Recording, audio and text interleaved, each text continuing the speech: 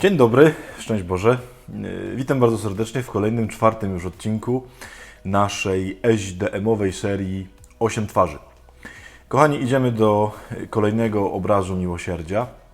Chciałbym, żebyśmy dzisiaj trochę kontynuowali historię, która zaczęła się wczoraj. Jeżeli pamiętacie, wczoraj opowiadałem o cudownej Moabitce Rut. Chciałbym, żebyśmy dzisiaj spojrzeli na inną postać z tej księgi, bardzo związaną z Rut, która, myślę, nam pokaże jeszcze coś nowego o miłosierdziu. Postacią, na którą chciałbym, żebyśmy zwrócili uwagę, jest Noemi, czyli teściowa Rut.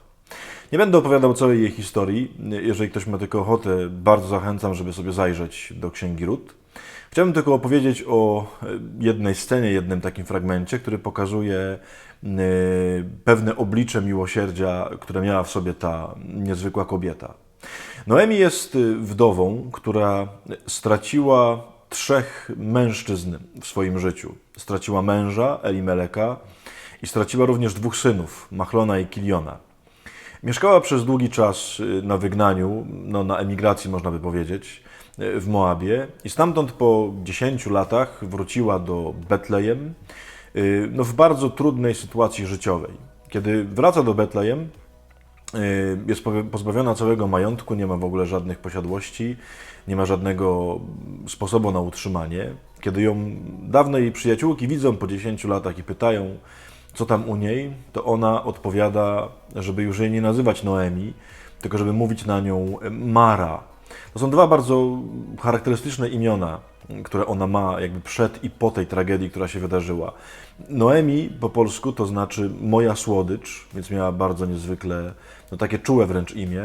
Mara po polsku to znaczy gorycz, czyli jakby rozgoryczona. To jest kobieta, której naprawdę wszystko zawaliło się w życiu. I ona właśnie w takim stanie robi pewną rzecz, która będzie dla nas kolejną twarzą miłosierdzia, na którą dzisiaj popatrzymy.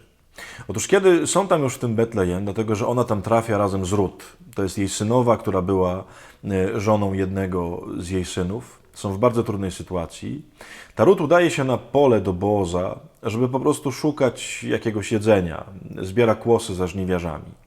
I kiedy przychodzi z tego pola po pierwszym tam pobycie, kiedy poznała po raz pierwszy Booza, opowiada tej swojej teściowej o tym człowieku, to ona mówi do niej, mogłoby się wydawać takie niepozorne, ale myślę, że w swojej istocie niezwykle piękne i bardzo głębokie w takim nasączeniu miłosierdziem zdanie. Otóż mówi, kochana, wieczorem pójdź tam z powrotem na pole tego Booza. Mówi do niej, umyj się, namaść się, po naszemu byśmy powiedzieli, umaluj się, załóż płaszcz, czyli ubierz się bardzo ładnie i spróbuj wieczorem spotkać go po raz drugi. Ten niepozorny tekst, który może się wydawać taką prostą zachętą, teściowa się zorientowała, że jest opcja na małżeństwo dla tej swojej synowej, on w swojej istocie zawiera coś bardzo niezwykłego. Dlaczego? Dlatego, że Noemi wie, że Rut, tak jak wam mówiłem wczoraj, jest Moabitką. A to znaczy wie, że ona zasadniczo nie ma szans na małżeństwo z jakimkolwiek Żydem. Ona wie, że to małżeństwo, które wcześniej było między nią a jej synem, to nie była dobra sprawa, to było coś zabronionego przez prawo. Tym bardziej, kiedy teraz Noemi wie, że ona poznała jakiegoś, wydaje się, bogatego pana izraelskiego, no to on na pewno nie będzie chciał za żonę kogoś takiego. Ale co robi Noemi?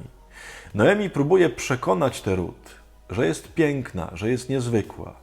Ona tym tekstem prosi ją, żeby ona wydobyła z siebie całe piękno, jakie tylko ma. Kiedy mówi do niej, namaść się, umyj się, ubierz się, to mówi, ja widzę w tobie niezwykłą kobietę i chciałabym, żeby inni też ją zobaczyli. I moi drodzy, to jest kolejna, 4. już twarz miłosierdzia, myślę, niezwykła twarz. To jest taka twarz, która polega na tym, że ona w drugim człowieku, a szczególnie w tym, który beznadziejny, słaby i taki, nawet może godny odrzucenia, po pierwsze dostrzega jakieś piękno, a po drugie wydobywa to piękno. To jest coś niezwykłego. To nie chodzi tylko o litość, że żal mi kogoś, kto tam ma słabe życie, że komuś się dzieją trudne albo przykre, albo krzywdzące rzeczy w życiu i jest mi go bardzo żal. Nie. Noemi dostrzega w tym kimś nie tylko jakieś takie litościwe współczucie, ale dostrzega, ależ ona ma ukryte piękno w sobie. To jest niezwykłość miłosierdzia. Moi drodzy, Pan Bóg nas w taki sposób miłosiernie kocha, że On nie tylko się lituje nad naszą biedą i słabością i mówi, o taki, żeś jest biedny, no to jakoś tam Cię pokocham, tylko mówi, ja widzę w Tobie coś absolutnie niezwykłego. Co to jest za twarz miłosierdzia? To jest taka twarz, która kiedy spotyka jakąś biedę, to wydobywa z tej biedy wszystkie jej najcudowniejsze rzeczy, wszystkie jej najpiękniejsze cechy. To próbuje tę biedę przekonać, ta beznadzieja i ta nędza, która Ci się wydarzyła, to nie jest wszystko o Tobie. To nie jest najważniejsze w Tobie. Kochani, to też szczególnie jest ważne w takich naszych zwykłych relacjach międzyludzkich, kiedy na przykład widzimy, że komuś otwiera się jakaś szansa, żeby coś mu się udało, żeby coś mu się powodziło. To człowiek, który ma w sobie piękne miłosierdzie, to jest taki człowiek, który jeszcze bardziej do tego człowieka zachęca i wydobywa z niego te jego talenty, cudowności, piękne rzeczy. My bardzo często oczywiście wtedy przez zazdrość, przez takie poczucie, żeby mu się nie udało, bo jak jemu się uda, to mnie się nie uda, albo żeby chociaż miał tak słabo jak ja, to jakby, no właśnie, nie ośmielamy się często tego robić. Myślę, że bardzo warto dzisiaj na tą Noemi popatrzeć. Noemi, która sama będąc strasznie biedna i w strasznie trudnej sytuacji, zauważcie, nie siedzi i nie mówi naokoło, skoro mnie się nie udaje i ja mam beznadziejne życie, to niech się wszystkim nie udaje i niech wszyscy mają beznadziejne życie. Nie. Tylko ona w ogóle nie patrzy na tą swoją biedę, tylko dostrzega w kimś obok niej coś cudownego i coś pięknego i mówi, wydobędę to. Te oczy Noemi, które mówią, jesteś cudowna, jesteś piękna i wierzę, że mimo że się nie nadajesz, to, że on się w tobie zakocha, to jest jakieś przepiękne patrzenie na drugiego człowieka, wydobywające z niego piękno. Nauczmy się tego od Noemi.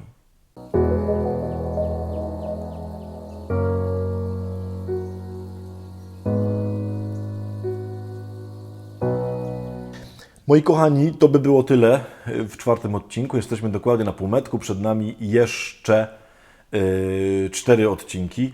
Serdecznie zapraszam, jeśli ktoś nie oglądał dotychczasowych, szczególnie nie oglądał ostatniego o Rut, a myślę, że to potrzebne, żeby też dzisiaj się zrozumieć, to sobie proszę zerknąć na odcinki, które były do tej pory, a mam nadzieję, zobaczymy się również jutro. Serdecznie pozdrawiam, z Bogiem, do zobaczenia jutro wieczorem.